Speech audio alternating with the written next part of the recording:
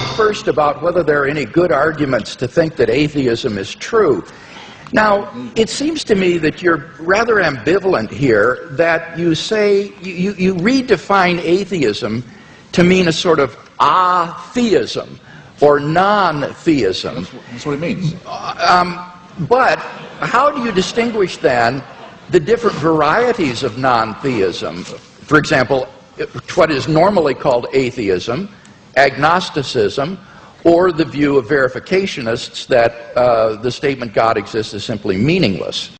There's no claim I know how to make that says atheism is true, because atheism is the statement that a certain proposition isn't true. A certain proposition isn't true.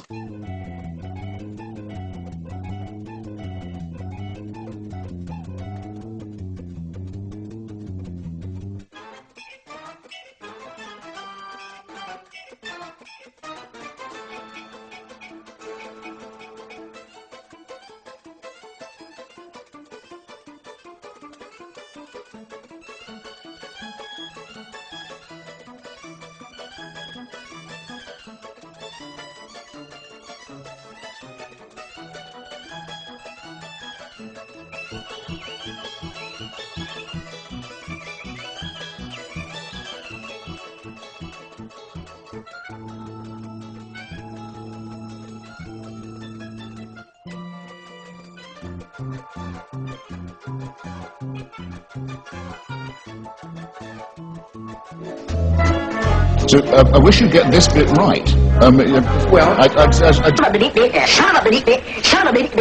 point is, though, that on your definition of atheism or non-theism, it really embodies a diversity of views, such as agnosticism, what is normally called atheism, or this verificationism.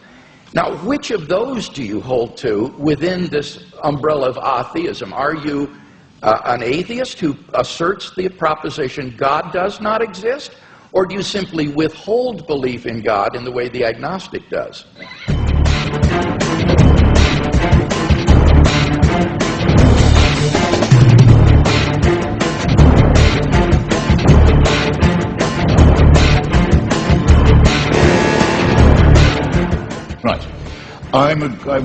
On some days, I'm a great. I'm not going to do you that much of a favour. On some days, I'm a great admirer of Thomas Huxley, who had the great debate with Bishop Wilberforce in Oxford, at the Natural History Museum, about Darwinism in the mid 19th century, who was known as Darwin's bulldog. We would now say Darwin's pit bull, and who completely trounced the good bishop. But I can't thank him for inventing the term agnostic. And I can't thank him for some of his social Darwinist positions either, some of which are rather unacceptable. I need an answer to this. Because I think agnosticism is evasive.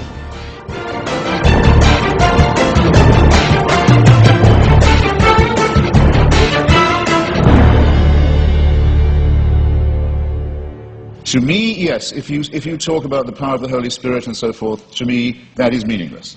It's to me, I'm sorry, I've tried. It's white noise. It's like saying there is only one God and Allah is his messenger. It's gibberish to me. There are many of us, I'm sorry, there are just many of us of whom this is the case. It may be true, it is true. Okay, Mr. Hitchens, I got to press you here. Feel free. What is your view exactly? Press away. Do you affirm God does not exist, or do you simply withhold belief? Once I have said that I've never seen any persuasive evidence for the existence of something, and I've made real attempts to study the evidence presented and the arguments presented, that I will go as far as to say, have the nerve to say, that it does not therefore exist. That it does not therefore exist, except in the mind, except in the Henry Jamesian subjective sense that you say of it being so real to some people in their own minds, that it counts as a force in the world, yes. Okay, so you do affirm then that God does not exist. Now, what I want to know, and do you have any justification for that? I think I've come unwired in some horrible way. You're fine. Are you sure? Do you have any arguments leading to the conclusion that God does not exist? Well, I would rather. I think I'm wondering if I'm boring anybody now. I would rather say. I'd rather state it in reverse and say I find all the arguments in favour to be fallacious or unconvincing.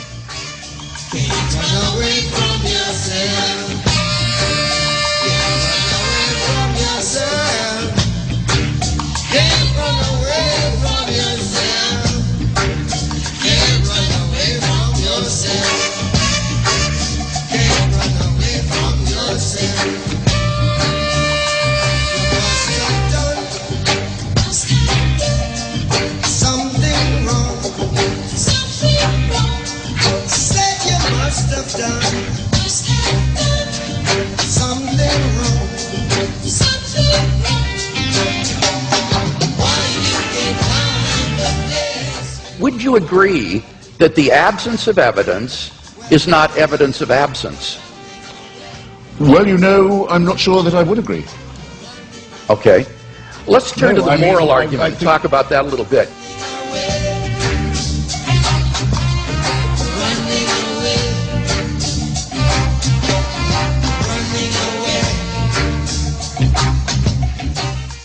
It seems to me a very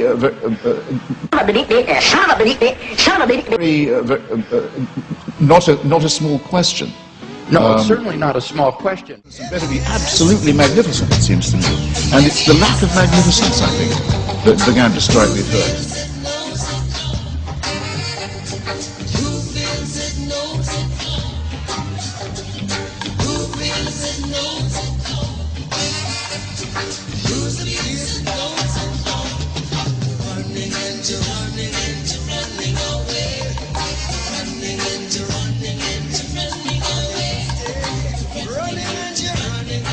The only argument for atheism is the absence of evidence for God. But the problem here is that the absence of evidence is not necessarily evidence of absence. To give an example, most cosmologists believe that the universe went through an era of inflationary expansion soon after the Big Bang. As yet, we have no positive evidence, however, for this era. But does that mean, therefore, that such an era did not exist? The reason we don't believe that I'm a kangaroo is not because of the absence of evidence that I am a kangaroo. Rather, it is the presence of evidence that I am not a kangaroo.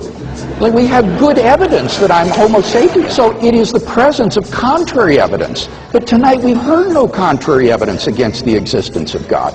And so this is just an elementary logical point.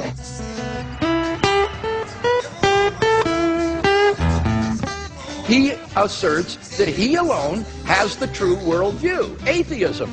The only problem is he doesn't have any arguments for this worldview.